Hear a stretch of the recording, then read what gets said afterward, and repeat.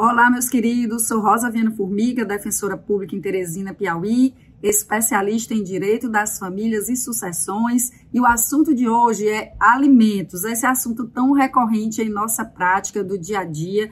Vamos conversar sobre a fixação, qual é o parâmetro que o juiz utiliza para fixar os alimentos, qual a base de incidência. Se liga nesse vídeo.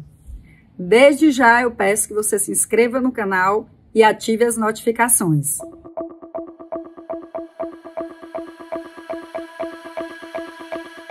Bem, pessoal, esse assunto ainda gera muitas dúvidas no operador do direito das famílias, bem como nas pessoas que têm processo tramitando na justiça. Como juiz, qual o parâmetro que ele tem para fixar a pensão alimentícia? Todos já ouviram falar no binômio necessidade-possibilidade. E tem alguns autores que ainda acrescentam a proporcionalidade. O artigo 1694 e 1695 do Código Civil, ele prevê aí esse binômio. E é exatamente a proporcionalidade como trinômio é quem vai aí definir a base, qual percentual que o juiz vai arbitrar quando se trata de pensão alimentícia, que é exatamente a proporção entre a capacidade contributiva do obrigado, do alimentante, aquele que vai pagar a pensão, bem como a necessidade daquele que vai receber a pensão, no caso, o alimentando, certo? Dito isso, qual é a base de fixação? A gente já ouviu falar muitas vezes que o juiz pode arbitrar sobre os rendimentos do alimentante, sobre o salário mínimo. Então, como definir isso? A gente viu que, de acordo com a capacidade contributiva de quem paga e com a necessidade de quem recebe, o juiz deve analisar cada caso concreto. Daí porque não há a menor possibilidade de existir um percentual fixo. Muitas vezes a gente escuta por aí que a pensão deve ser arbitrada 30% do salário mínimo, 1/3 dos rendimentos do alimentante. Isso é mito. Por quê? Exatamente porque tem que se analisar as particularidades de cada caso. Então, a base de incidência ela vai variar de acordo também com os rendimentos daquele que vai pagar. Então, se ele é empregado, se ele possui rendimentos fixos, se ele é agente público, é claro que o juiz vai arbitrar essa pensão sobre os rendimentos desse empregado ou servidor público. Até para que, no caso de uma pensão paga ao filho dele, criança ou adolescente, tem que haver aí uma atualização desse valor. Então, todas as verbas de natureza habituais, todas as verbas remuneratórias que integram ali a remuneração daquele empregado, no caso de ser seletista, ela vai ali incidir a pensão sobre aquelas verbas, porque também existem muitas dúvidas acerca dessa questão.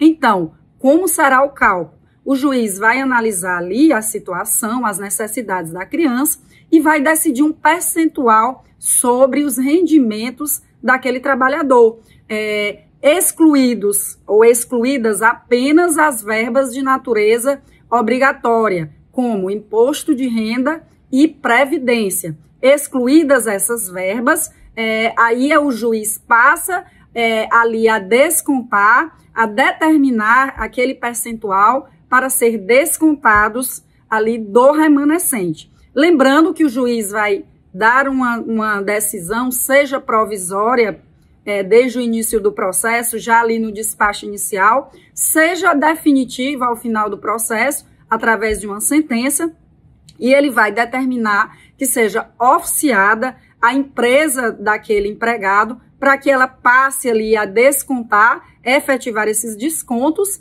bem como depositar na conta da representante legal da criança, no caso da pensão paga para criança e adolescente. E isso vem previsto tanto na Lei de Alimentos, que é a Lei 5.478/68, artigo 16, bem como o próprio artigo 529 do CPC de 2015, onde já vem expressamente a possibilidade desses descontos. Daí ser muito importante a você, mamãe, que ingressa na justiça pedindo alimentos em benefício do seu filho, de informar a empresa que o pai trabalha, para que o juiz oficie e seja efetuado esses descontos. Existem algumas verbas que causam muitas dúvidas sobre a incidência da pensão, que são FGTS, participação nos lucros da empresa, que são férias, 13º, horas extras. Então, todas as verbas, como eu disse, de natureza habitual, que o empregado recebe ali frequentemente e que fazem parte, integram a remuneração dele, vai incidir a pensão. 13º salário, horas extras, 1/3 das férias, o FGTS somente se houver acordo entre os pais, já que é uma verba ali de natureza indenizatória paga ao trabalhador. A participação nos lucros, existe uma divergência entre a 3ª e a 4ª turma, mas a tendência aí é que seja admitida, mas existe sim a divergência, uma admite, a outra não admite a incidência. Então, daí porque a importância de você, operador de direito, estar sempre acompanhando a jurisprudência no que se refere à natureza de algumas verbas trabalhistas para efeito de incidência da pensão. E se esse papai ou esse alimentante, aquele que paga a pensão, pode ser a mamãe também, ele não tiver emprego, ele estiver desempregado, ele for um profissional autônomo, portanto, ele não tem uma verba declarada, ele não tem um contra-cheque, ele simplesmente não tem um emprego formal. O juiz ele vai arbitrar um percentual sobre o salário mínimo. Lembrando que aqui não vai existir a vedação do artigo 7º da Constituição, inciso 4º, que veda o uso do salário mínimo como referência de indexação. Isso já foi ultrapassado, é pacífico, então, normalmente, o juiz ele vai dar uma sentença no sentido de que, se ele estiver trabalhando, o alimentante deverá incidir sobre os rendimentos dele. Se ele não tiver, vai incidir aí sobre o salário mínimo. Lembrando que a cada ano, esse salário ele sofre ali uma pequena alteração no mês de janeiro, e aquele que paga a pensão, ele deve fazer o cálculo baseado no salário mínimo atualizado para evitar futuras execuções e cobranças do valor atrasado. Pessoal, então era isso, eu espero ter ajudado. Nos próximos vídeos a gente vai tratar mais um pouco sobre alimentos, o assunto é muito extenso. Vamos falar aí sobre o ônus da prova, vamos falar sobre uma questão que é muito falada aí, que é o termo inicial dos alimentos, a questão da teoria da aparência. Então nós temos ainda muito conteúdo para passar para vocês. Espero ter ajudado. Até a próxima.